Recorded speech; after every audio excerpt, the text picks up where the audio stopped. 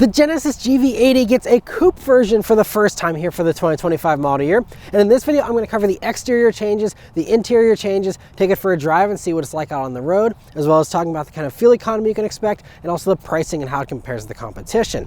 And so as far as the GV80 Coupe, well, this is following the trend of all the other luxury SUVs that oftentimes offer a coupe version.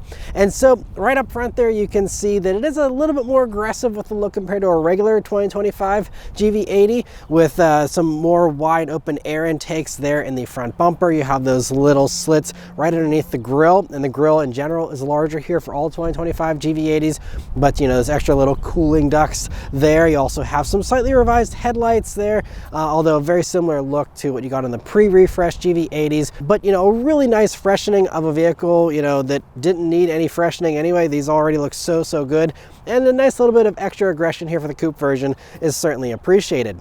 Coming down to the sides here, you have 22-inch wheels, which really make a statement and are really nice looking wheels. I also always loved how the GV80s have these turn signals built into these little fender garnishes. It's a really classy and just a cool look in my opinion. But coming down to the side silhouette, that is the big difference here, is the coupe-like silhouette here of the GV80 Coupe. And so, you know, it's just, you know, a little bit tapered, but honestly, it's still a pretty tall vehicle. This is only 0.2 inches lower than a regular GV80 for that roofline, so not much there. And even for the backseat occupants, you only lose less than an inch of rear headroom there, just a little bit of cargo space.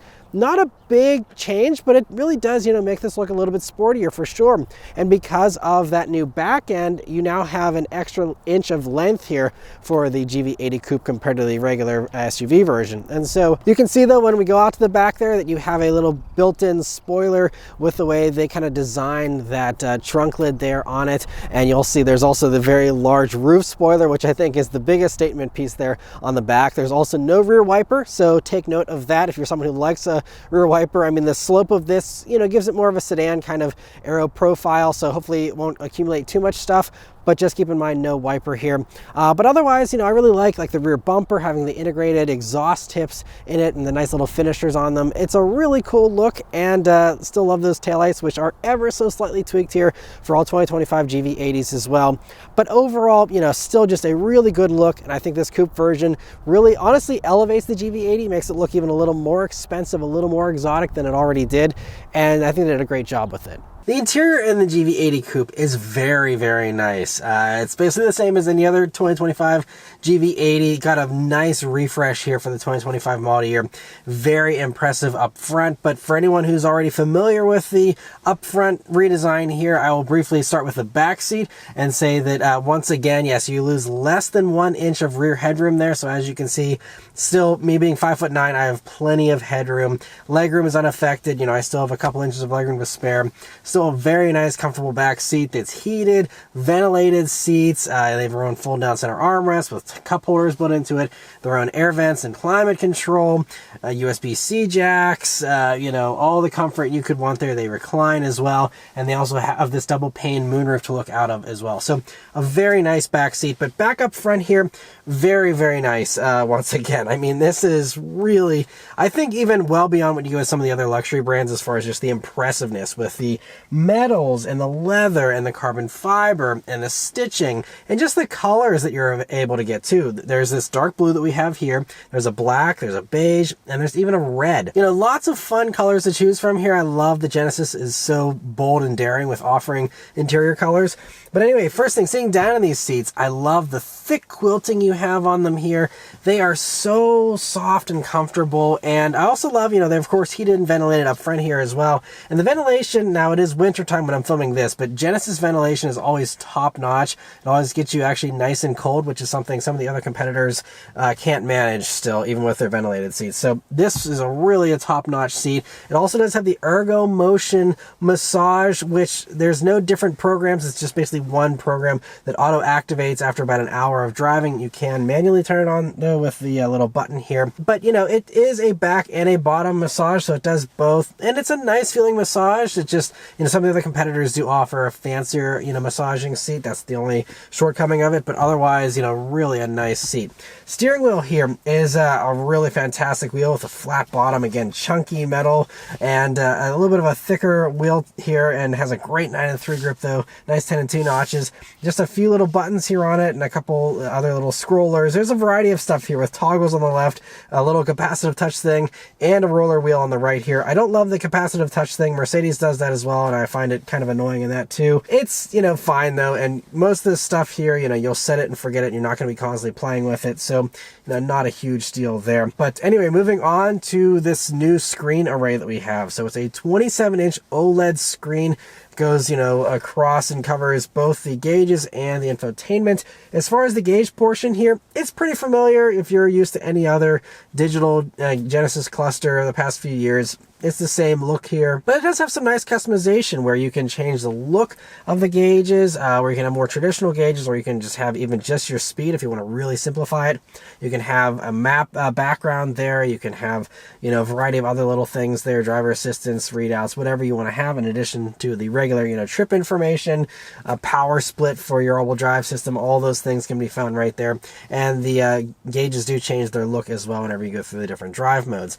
And really nice, very high resolution gauges. Coming over to the middle though, the other half of this screen, you know, taken up by the infotainment, and it's really well done too. The one real nice change here for 2025 with Genesis is that you get wireless Apple CarPlay and wireless Android Auto finally. It used to be you had to plug your phone in, and now they've caught up with everybody else with having the wireless thing, which is great. And this screen is pretty good. The only thing I will say is when you're feeling impatient and you're trying to swipe quickly, it's a little slow, and it's not, you know, I don't think it's slow as far as the system. It's just that all the responses are kind of dulled, and I think that's them trying to smooth everything over and make it feel luxurious. But I just want to go fast sometimes, and you can't really rush this system just with the way, again, they chose, I think, to set it up. But once you tap on stuff, it's all very quick. Everything's nicely arranged. You can also rearrange all those little tiles yourself if you'd like to, you know, switch it up. And, you know, wireless CarPlay works flawlessly. All that stuff is very, very well done. It's also hooked up here in these top versions of the GV80 with a Bang & Olufsen stereo, which is another notable improvement. You used to have, you know, some Lexicon stereos and other, you know, various stereos, but now we have Bang & Olufsen here, metal speaker grills, and it's a really fantastic sounding stereo, and it comes standard. This is something like Audi charges you almost $5,000 for their Bang & Olufsen stereo. Theirs might be slightly better. To my ears, this sounds just about as good. I think the Audi system might give you slightly better surround and 3D effects than this does, but this is so clear, so crisp. I have no complaints whatsoever. I think you really got to be an audiophile to the max to really pick apart these two and say, yes, I want to pay $5,000 more for the Audi stereo. This is really, really good. And yeah, I love that we have a really good stereo here in these now as well. Coming down, you also have a new little screen here to control your climate. And I also love that we still have volume and tune knobs and 2 climate control knobs as well. These are things that, once again, other companies are, you know, going to all screens and getting rid of a lot of these dials. And obviously we do have a little screen here as well, but they retained the knobs and some buttons, and that is huge, and I love that. And honestly, I think they're going to sell some vehicles on their own just with those, you know, things still being there. But beneath that, you also have a little opening tray here that does have a wireless charging pad, which is really well done. It's nicely rubberized, holds your phone in well, and is a wide contact patch to actually do some good wireless charging there and be effective. You also have 2 USB-C jacks and a power outlet in there. And then coming back, you'll see you still have a controller knob as well. A lot of others have gotten rid of the controller knobs. Genesis still gives you the option if you don't want to get fingerprints all over this screen, or you don't want to reach, because it is sometimes a bit of a reach depending on how long your arms are. You know, it's really nice you still have the controller wheel here, and again, giving you that choice and retaining another knob that others have gotten rid of, and I really love that too. And just a few other button shortcuts. You still have this really nice feeling like crystal chunk for your gear selector here, and a nice little drive mode selector too, and your cup holders there, of course. And you have the center armrest, which here in these top GV80s is a heated armrest. Very much appreciate that here in January. So nice to have that. And that is, again, just a standard thing. You know, Mercedes charges you extra for all this stuff. Genesis, it's all included. There's no ticking a million option boxes. It's just everyone gets everything and gets it at a discount. I'll talk more about pricing later. But anyway, you open this up and you'll see a little shallow tray on the top that's nicely felt lined. But then you can open this up, and on camera it probably looks like an endless abyss of just a very deep cubby here. You can fit a ton of stuff in there. The last thing I'll mention is the cargo space. And with the slope, yes, if you are someone who packs their GV80 full and you need maximum cargo capacity, stick with the regular SUV. But, you know, for most people, I think this coupe's going to be totally fine. It's still a very nice, long, very wide space beneath the floor. You just have tiny little pockets there, but, you know, nothing super big there. But, yeah, I think it's going to be completely fine. And again, par for the course with every other coupe in this segment. And so I think they did a really good job there with that. But let's start up and go for a drive. The Genesis now get this newer key fob, which I love. It's also kind of like a quilted kind of design and has some metal, but just such a classy key, and really well done. Some other companies in the luxury segment still don't have super impressive keys. This one is really a nice kind of statement piece almost. But of course it is keyless access, keyless entry, push button start. So you just leave the key in your pocket, hit the engine start button, and it starts right up very quietly. All right, so setting off here in the GV80 Coupe. So the first thing you notice about this vehicle, the first thing I'm noticing is, you know, it's just so nice and quiet in here, I think. You know, it just feels so solid when you're rolling around in this thing, very luxurious. And all the inputs also kind of convey that as well. You know, steering is a little weighty, not so much so that it's burdensome if you're not an enthusiast or anything, but, you know, all just feels substantial. Brakes have a nice, smooth engagement to them. It still feels so, again, high-end with these Genesis, the way they're set up. Throttle response is nice and smooth. This 8-speed automatic that we still have is also nice and smooth. Everything about this, you know, is all set up to be a perfectly smooth cruiser, and that is still really, I think, the biggest strength of this vehicle. Visibility is also very good here in the GV80 Coupe. So you have a nice thin A-pillar, a nice large windshield. View out of the sides is still very good. View out of the back is pretty good just because you have a camera rearview mirror, and I believe that's standard on all of the coupes. But even if you want to go without the camera or you just don't like it, you still do have the regular mirror there, and the view is going to be a little more narrow than what you get on a regular GV80, but to me it's not bad. And of course you have all the 360 cameras and all that stuff to give you assistance whenever you're parking and maneuvering in tight spaces. And then otherwise here, so nice and responsive too with the throttle. Whenever you tip in, you know, it gives you a nice instant response there. And we also have a nice smooth ride thanks to the adaptive dampers that you have here on the GV80 Coupes.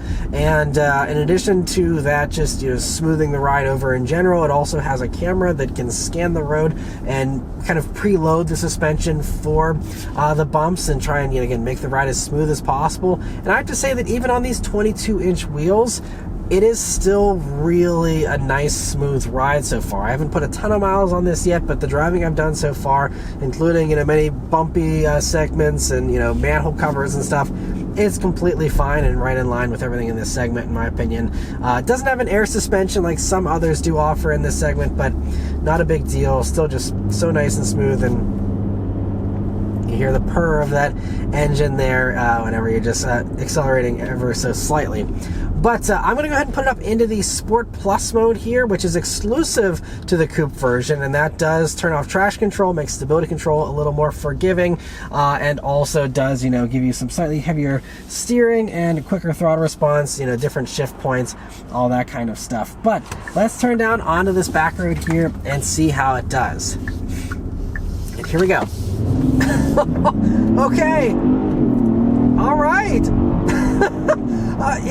It moves nicely, and I have to say, I think that I can tell the difference with this E-Supercharger. So as the title suggested here, you know, this is the E-Supercharger version of the GV80 Coupe. You don't have to get it. It's a $5,800 option. You can just go for a regular 3.5 twin turbo V6 if you'd like. That does the same 375 horsepower as a regular GV80. It does start at that higher trim though. There is no 4-cylinder turbo for the Coupe like you can have in the regular GV80. GV80 SUV. But this one has the electrically driven supercharger on top of that twin-turbo V6.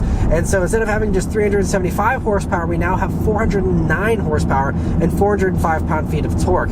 It'll add up to about a 5.2 second 0 to 60 time, so it's nothing wild. But for a vehicle that's over 5,100 pounds, it's notable. And the main reason why they added the e-supercharger was to fill in the little bit of lag that you sometimes have. And I always thought that the lag with that engine you get in the GV80s here was just due to them holding back boost to kind of save the transmission and the, you know, differentials and all that kind of stuff, so you're not overloading, you know, the powertrain here with a ton of boost, you know, right from 0 RPM. But I can really tell, I don't know if it's just the way they tuned it differently or if it's the actual e-supercharger just giving you that faster response. But I mean, and it's also probably Sport Plus mode, but I mean, it really gives you some nice punch here. And we will do a little more acceleration in a minute. We've caught up to traffic right now, but yeah, it's even wanting to go down to 4,000 RPMs here, and it just, you know, it's set up, it's ready to party. It really wants to be aggressive, and that's what that Sport Plus mode is for. But coming up some corners here, let's see how the GV80 handles. So we have 265 wide Primacy Touring all-season tires, so not a sporty tire here. But, you know, it's pretty dynamic. What I've actually been impressed by is the turn-in. The turn-in in this thing, you know, it doesn't feel like it's 5,100 pounds. It really is eager and agile. And honestly, even whenever you have lighter steering in the non-Sport Plus mode, it feels even more eager, I think. But, and this seatbelt always grips you when you're doing some higher G turns there to hold you in extra tight.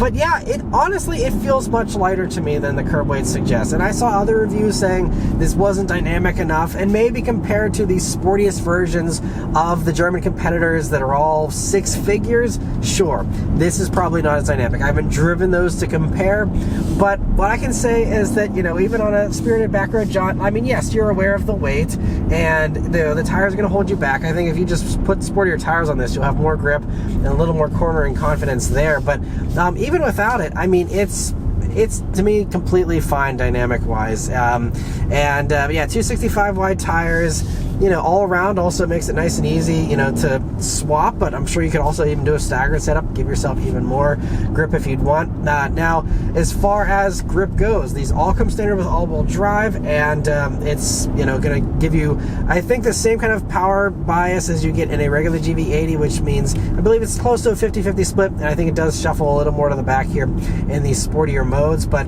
you know, again, nothing crazy there as far as that goes. So I mean, yeah, it's you know, giving you the extra power and the sportier appearance, but don't expect, you know, any kind of insane sports car. It's not going to be that, but it is, you know, going to definitely give you a little bit of a, you know, sportier feel here. And I think for most buyers, especially in this segment, that's all they're really after anyway. And so I don't think there's any complaints there. But there we go. I was pulling out of a snowy lot, and it was definitely happy to get a little tail happy there. So maybe there is more than 50% of the power going to the back here in Sport Plus mode, because that actually was happy to slide the back end out a little bit. That was fun.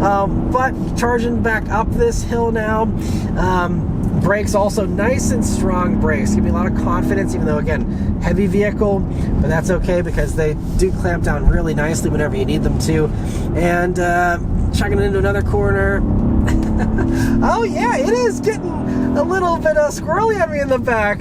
This thing is surprising me. And I mean, some of that may also be due to the fact that we're driving around. It's 37 degrees outside on all season tires. I mean, they're all seasons, they're built for, you know, lower temps, but yeah, there might be a little bit of that going on as well. But other sporty stuff I've driven this winter, you know, hasn't been this dynamic. So I don't know. I'm actually pleasantly surprised with the way this thing is driving.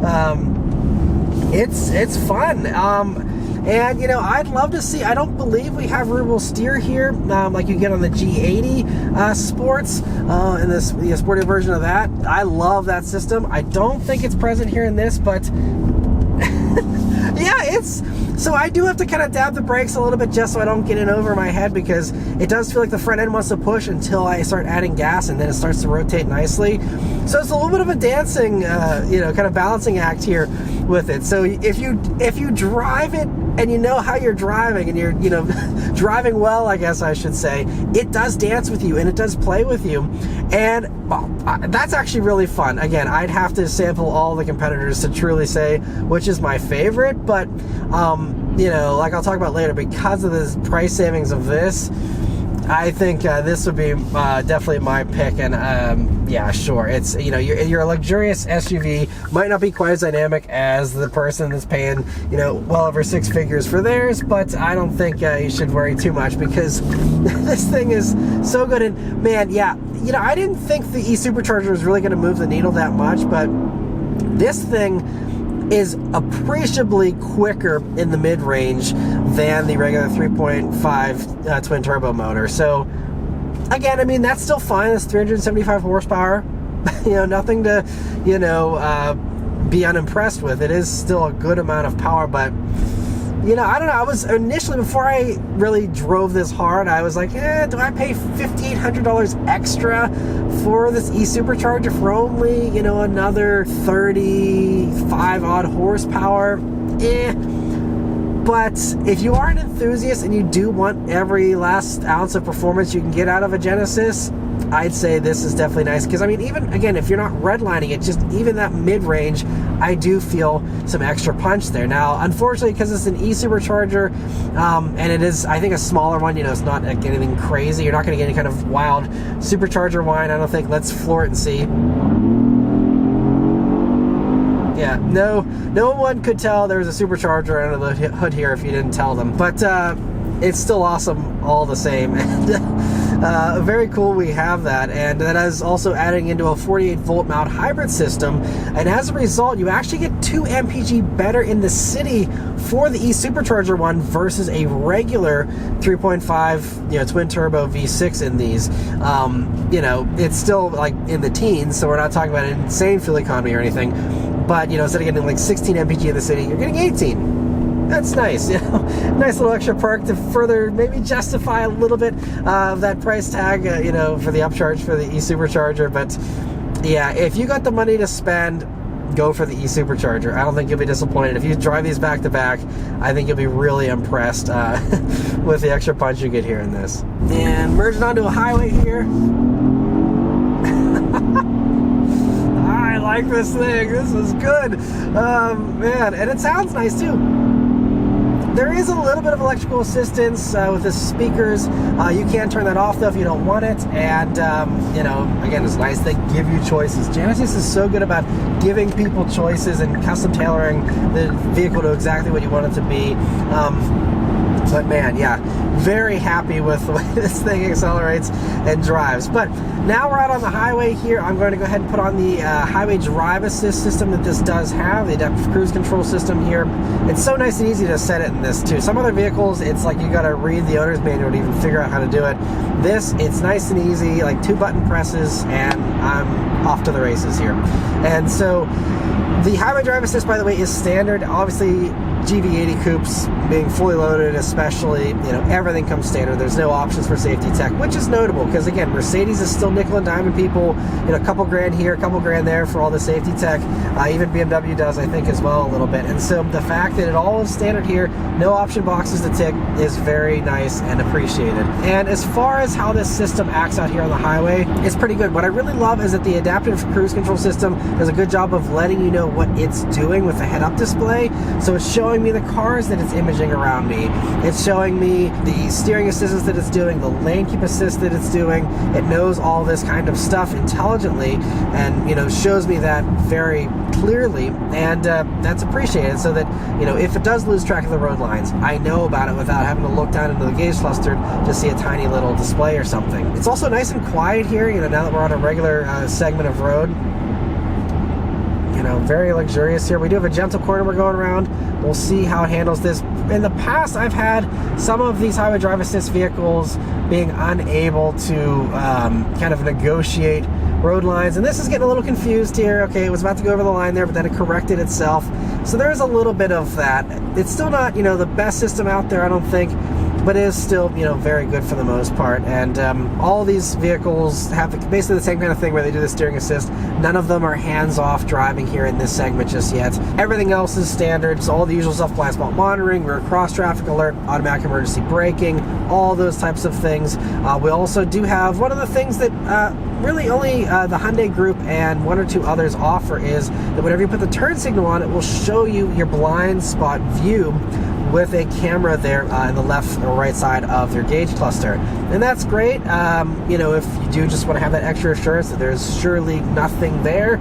You know, you have that visual evidence in addition to the sensors, you know, alerting you or not alerting you to something. So yeah, really just fantastic. And again, I just love that Genesis gives you all this stuff without having to tick a bunch of option boxes. Fuel economy, like I mentioned earlier, is 18 mpg in the city here for this, which is 2 mpg better than the non-E supercharger version, which doesn't have the 48 volt system that this one has here. And then it's going to be 22 mpg on the highway and 20 combined. And you know, I mean, that's pretty much par for the course in this segment. You know, the only one that really does more is, you know, you can get plug-in hybrid variants, especially in like the Cayenne with the e-hybrid, but again, that stuff's so much more expensive, and you know, you'll never make up your gas savings spending all that extra money, especially compared to, again, the cost savings you get here with this. I haven't driven this vehicle a whole lot yet, so I don't have a, you know, final fuel economy tally just yet, but you know, again, people buying these probably shouldn't care too much about fuel economy, but those are the EPA ratings. Now, as far as pricing and how this compares to the competition, these start right around $82,000 here for the Coupe. It's only $50 extra for an upcharge compared to what you pay for a regular GV80, so there is no giant upcharge. Some of the others do, you know, give you quite a premium going for the Coupe versions, but not the case here with Genesis, which is great. Now, as far as the e-supercharger, again, like I said, that is a $5,800 upcharge, so this one comes in right around $87,000, and this one has this special paint color which bumps it up to almost $88,000. And if you're shopping for a GV80 Coupe, or any vehicle for that matter, you're definitely going to want to head over to maranmotoring.com. There you'll go to the new car quotes page, and you'll be able to select this vehicle or whatever vehicle you're interested in and get dealer invoice pricing, as well as getting connected to local dealers near you to check one of these out for yourself, take it for a test drive, and see what you think about the GV80 Coupe. So if you're interested in checking one of these out, there's a link in the description, as well as one in a pinned comment below, where you can be taken right to that site. But as far as how this compares to the competition out there, thankfully the Genesis value proposition is still alive and well as far as the GV80 Coupe goes. And so it's kind of interesting because no one offers something in the low 400 horsepower. So the e-supercharger thing is kind of an outlier. All the other competitors basically offer you like 375 horsepower, exactly like the, you know, regular version of this, or they go up to like 500 horsepower or almost 500 horsepower, and it's like, you know, one extreme or the other. There's nothing that really splits the difference like this does. So there's really no direct competitor to this e-supercharged one in particular. But even if we put that aside and we just talk about, you know, regular 375 horsepower BMW X6, comparably equipped to the way these ones come, you're going to be paying $91,000 versus if you go for, again, the non-E supercharger, you're at $81,000. You're saving yourself like 10 grand going for the GV80 here over that X6. And then if you go for that more expensive X6 that's got, you know, 500 horsepower or whatever, then you're spending basically around 6 figures, maybe even a little bit more, depending on, again, which options you load it up with, but way more expensive. And so you know, that's where, again, the value is really strong here. Same thing can apply to the Mercedes GLE Coupe. That's $93,000 for its regular 375 horsepower version. And then you want to have the, you know, stronger, faster version, you're going to be paying 6 figures for that. And the last one really is the Audi Q8 is the other competitor here. And the Q8 is also another one that is, you know, like $96,000 to start comparably equipped to this. And again, then there's the SQ8 on top of that, which is again a 6-figure vehicle as well. And so no matter how you slice it, no matter which competitor you pick, this has a comfortable gap of, you know, 10 grand or more in some cases for just that comparable 375 horsepower or so. And then if, you know, you want to add on the e-supercharger, yes, then the gap gets smaller. And I will say that, you know, some of those other competitors, as far as like 0 to 60 times, even with 375 horsepower, do comparable acceleration to this 409 horsepower vehicle. So, you know, it comes down to, you know, bragging rights. Do you care more about 0 to 60 time or horsepower numbers? Or, you know, if you don't care that much, again, either way, I'd say the GV80 is still hands down the clear value winner here. But it's beyond a value proposition as well, because in addition to just all the savings you get, you also get a vehicle that is just so distinctive looking. And, you know, some of the others, you know, I don't know if they look quite as good as this. Again, that's subjective. Beauty's in the eye of the beholder. But to me, this is probably one of the best looking ones, one of the best executed ones. So luxurious, you know, so nice to, again, have the knobs and buttons and have the controller wheel and have, you know, just the ease of use of, you know, the way this is all set up. It's so well done. And so I am overall so impressed with the GV80 Coupe. Absolutely would be my pick in this segment without thinking twice about it. I absolutely love this thing, and I think it's very dynamic, very fun, and overall it's just a fantastic vehicle. So anyway, that's all of my thoughts here on the GV80 Coupe. Let me know your thoughts on it in the comments below. Huge thanks to Genesis for providing me here with this vehicle to review for you guys today. Yeah, thank you all very much for watching, and I'll see you guys on the next one. Take care.